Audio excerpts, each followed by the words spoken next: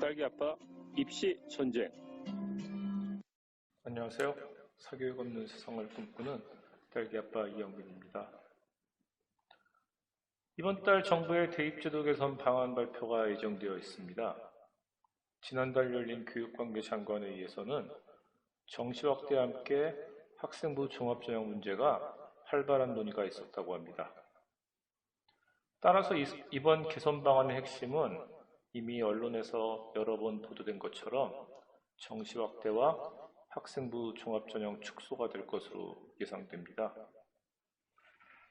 정부와 교육부는 조국 사태를 거치며 학종이 불공정하다는 국민적 여론이 퍼졌다는 인식을 하고 있어 학종의 비교과 영역 축소가 어느 정도일지에 주목하는 상황입니다.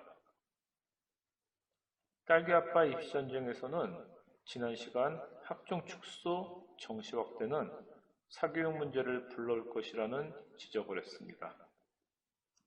오늘 방송에서는 비교과 영역의 축소가 가져올 문제점에 대해서 살펴보도록 하겠습니다. 딸기 아빠의 입시 전쟁 시작합니다.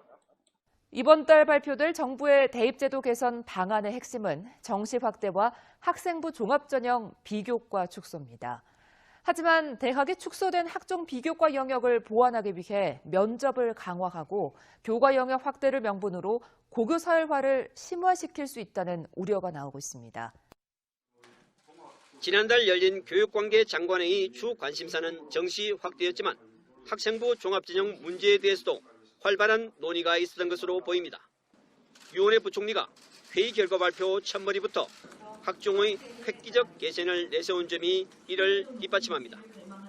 비교과 영역 중에 부모의 정보력과 경제력이 크게 영향을 미치는 부분에 대해서는 과감하게 손질할 것입니다. 하지만 비교과 영역이 축소되면 대학이 심층이나 구술 면접이란 변형된 방식으로 보완할 가능성을 우려하는 목소리가 교육계에서 나옵니다. 비교과적인 부분들의 기록들을 많이 못 보게끔 되어 있다 보니까 실제 면접에서는 과거의 서류에 담을 수 있던 내용들을 구체적으로 질문할 가능성이 높아진 거죠. 이렇게 되면 내신의 면접까지 준비해야 하는 수시 지원 수험생들에게는 또 다른 부담이 됩니다. 내신 위주의 교과 영역이 확대될 경우 고교 세월화가 심하라는 부작용도 예상됩니다. 이는 고3 수험생을 지도하는 일반계 고교의 일선 교사들이 가장 걱정하는 부분입니다. 정부가 이달 중순에 내놓을 대입 공정성 강화 방안에 어떤 획기적인 대입 제도 개선안을 담을지 주목됩니다. 정부는 비교과 영역 중 부모의 정보력과 경제력에 크게 영향을 미치는 부분을 순진할 것이라고 이야기합니다.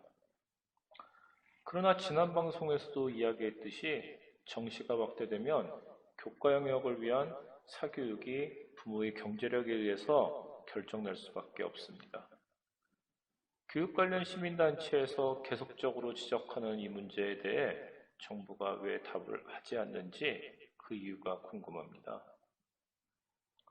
정부가 답을 하지 않는다면 정부와 여권이 내년 총선에서 승리하기 위해 수도권의 표심을 얻는 방법으로 대학 입시 개편 문제를 활용하는 것이 아닌가 하는 의심을 하게 됩니다. 올해 서울대 수시 모집에는 동아리 활동 시간이 무려 374시간이나 되는 합격생도 있었는데요.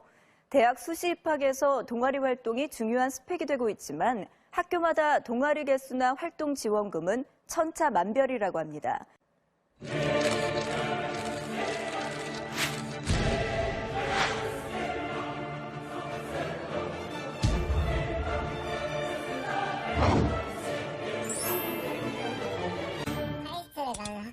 생활기록부를 볼게요. 서울대나 고려대나 연세대 대학 가는 게 일반적인 역시 과학고랑 약간 클래스가 달라요. 대학교 연구실에 가서 직접 연구하고 막 그런 것들을 하는 친구들이에요.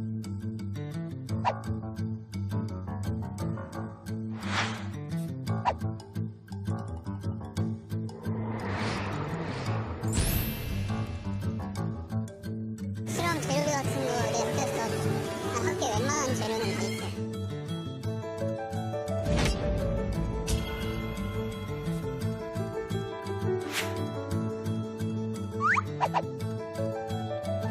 하지만 과학고는 일반 고의 4배, 국제고는 5배, 영재고는 무려 17배나 됩니다.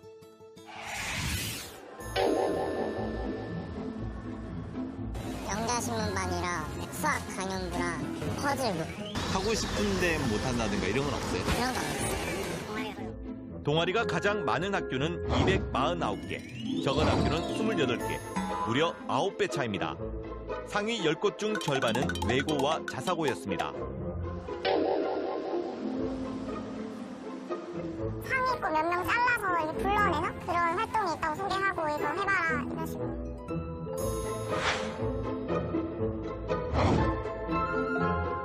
$4,000원 정도씩 배정받아서 그냥 소모품 정도 쓰는 정도로 끝나는 거죠.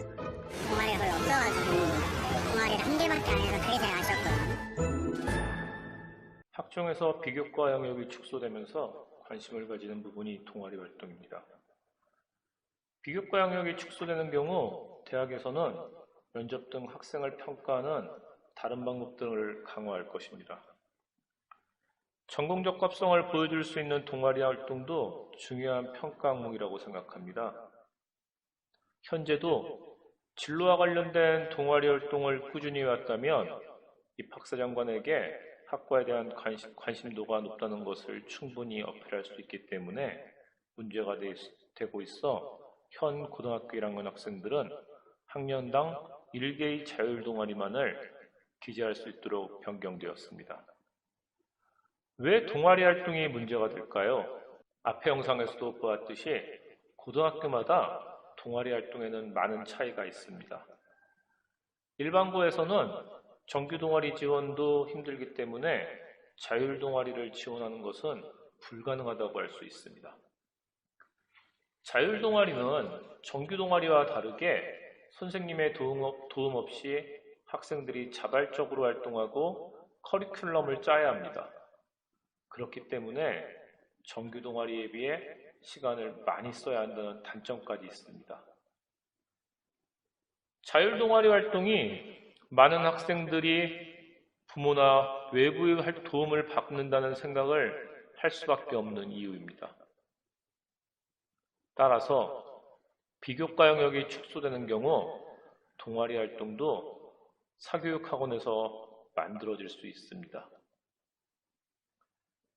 과거 문제가 되었던 소논문과 같이 학원에서 전공에 맞는 동아리를 기획하고 운영을 지원해 주는 거죠.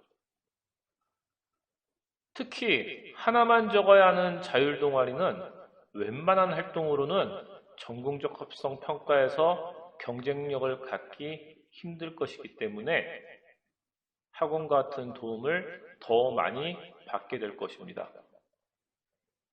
자율 동아리 제한이 사교육으로 이어지지 않게 정부의 철저한 관심이 필요하지 않을까 생각합니다. 우리 아이들이 행복할 수 있는 세상을 꿈꾸며 지금까지 딸기아빠였습니다. 감사합니다.